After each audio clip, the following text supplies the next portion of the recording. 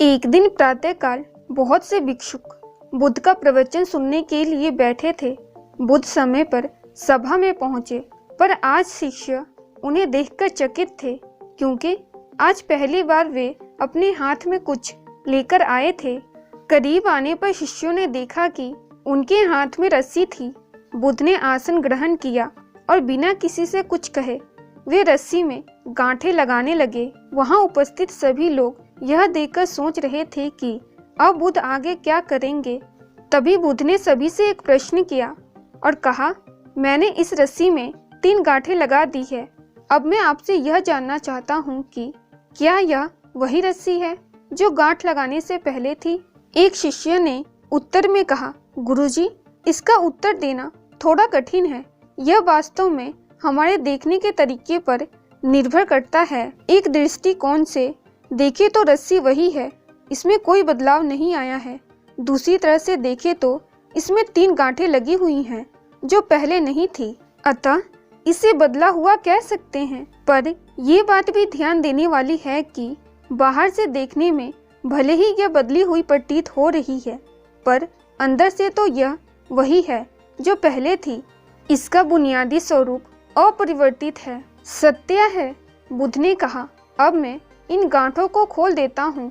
यह कहकर बुद्ध रस्सी के दोनों सिरों को एक दूसरे से दूर खींचने लगे। उन्होंने पूछा, तुम्हें क्या लगता है, इस प्रकार इन्हें खींचने से क्या मैं इन गांठों को खोल सकता हूँ? नहीं नहीं, ऐसा करने से तो यह गांठें और भी कस जाएंगी और इन्हें खोलना और भी मुश्किल हो जाएगा।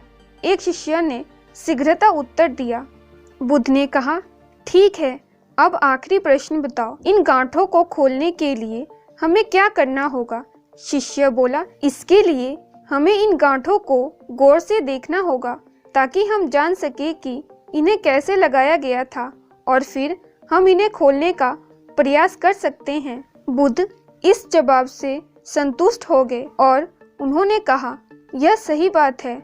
इसी तरह जब हम परेशानियों में फंसे रहते हैं और बिना कारण जाने ही उसका हल खोजने लगते हैं, जबकि पहले हमें समस्याओं के मूल को समझना चाहिए। जब समस्याओं की वजह समझ आ जाएगी तो उन्हें सुलझाना बहुत ही आसान हो सकता है। दोस्तों, आपकी जिंदगी में भी बहुत सी परेशानियां होंगी। आप भी बहुत सी परेशानियों से घिरे होंगे, परंतु उस समय आप अपने विवेक का उपयोग ना करके सीधा परेशानियों से निकलने की कोशिश करते होंगे। परंतु बुद्ध के अनुसार सबसे पहले उन परेशानियों की वजह को समझिए। जैसे ही आप उन परेशानियों की वजह को समझ लेते हैं तो उससे निकलना आपके लिए आसान हो जाता है।